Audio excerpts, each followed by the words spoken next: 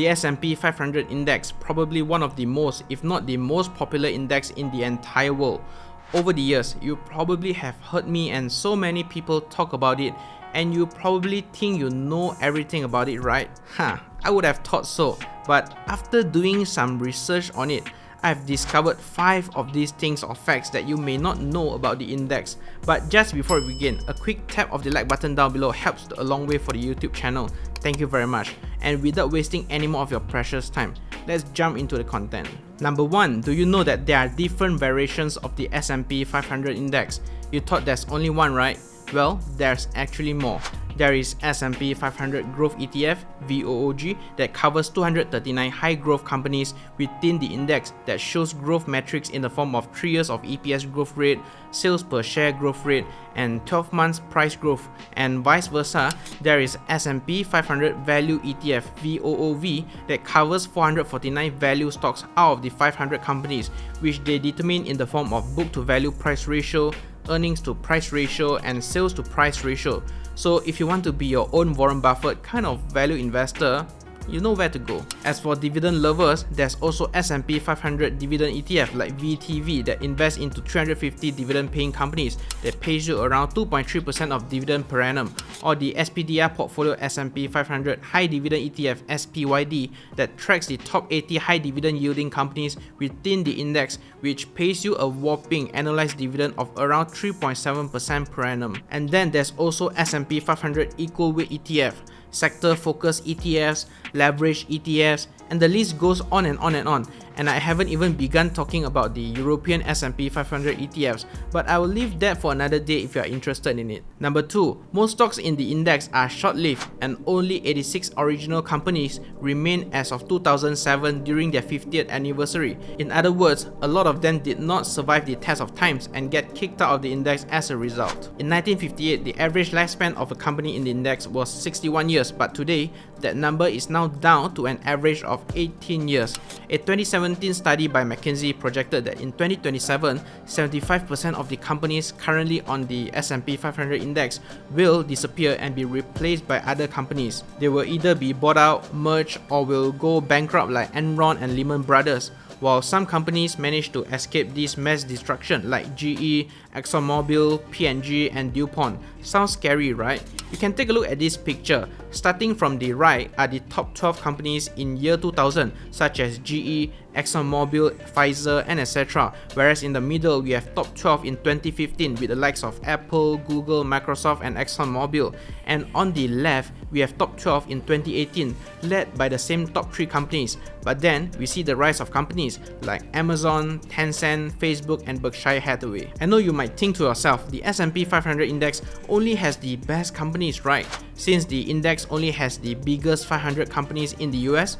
Well, yes and no, because not all companies on the index have sustainable profitability over the long run, as some of them tend to focus more on growth or just not prepared to change and adapt to the fast-moving world, and as a result, their business model gets disrupted and they either get bought out or go bankrupt over time. But don't get spooked by this fact alone, because I think that's also the beauty of the S&P 500 index, where they have this self-cleansing mechanism which eliminates companies that cannot keep up, and over the time they bring in new winners and kick out the old losers.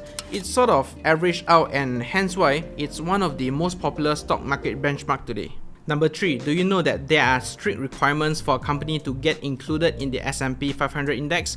Well, according to the S&P 500 index eligibility criteria, it needs to be a US-based company that meets the market cap requirements of at least $13.1 billion, be highly liquid, have a public float of at least 10% of its shares outstanding, and have positive earnings result for the trailing 4 consecutive quarters, as well as the most recent quarter. And this is why it took Tesla almost 17 years since its incorporation before they were able to get included in late 2020, after finally being profitable for 4 consecutive quarters. I'm sure you must be asking, why do you need to care about the eligibility criteria, right? Well, you technically don't have to, but a company that joins the index will obviously Firstly, one, get so much more extra capital from investment funds that together hold more than 27 trillion US dollar worth of assets, and that's why you see Tesla surge more than 44% from the inclusion announcement date to the actual inclusion. Two, get more recognition and also potentially upgraded investment grades,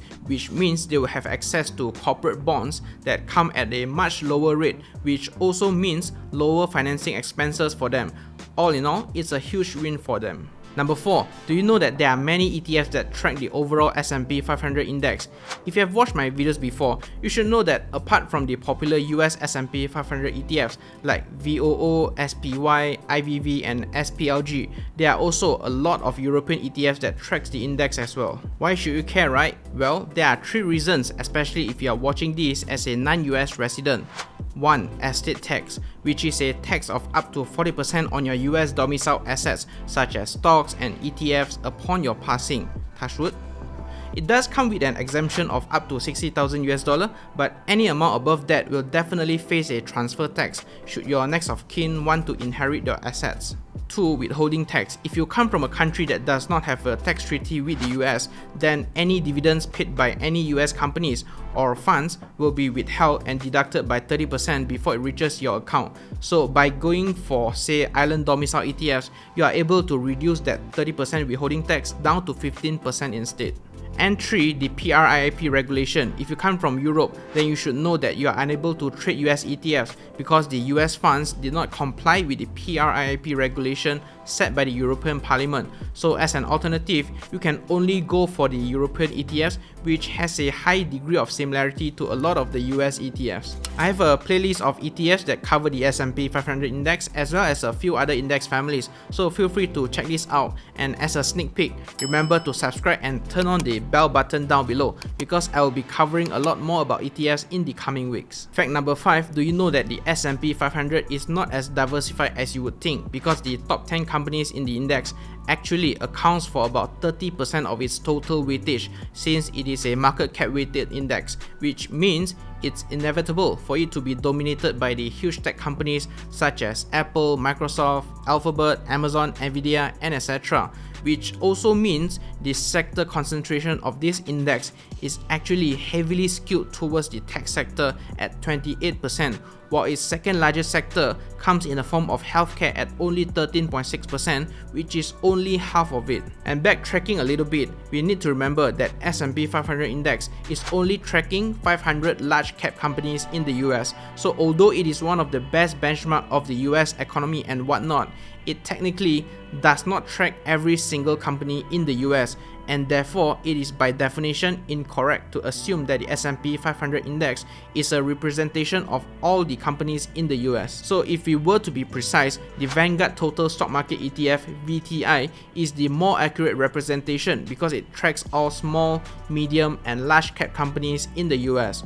Although that does not eliminate the fact that it is still technically heavy on tech stocks at 27.6%, which is to say pretty inevitable in the case of the US. And before you ask which has better performance, I would say based on this chart, the VOO ETF does have a slight bit of advantage over the VTI ETF, though I will keep this for another day's discussion if you guys are interested to learn more about VTI. Alright, that's all for today's video. If you want to invest in any of the ETFs mentioned, I would recommend you to do it via Interactive Brokers.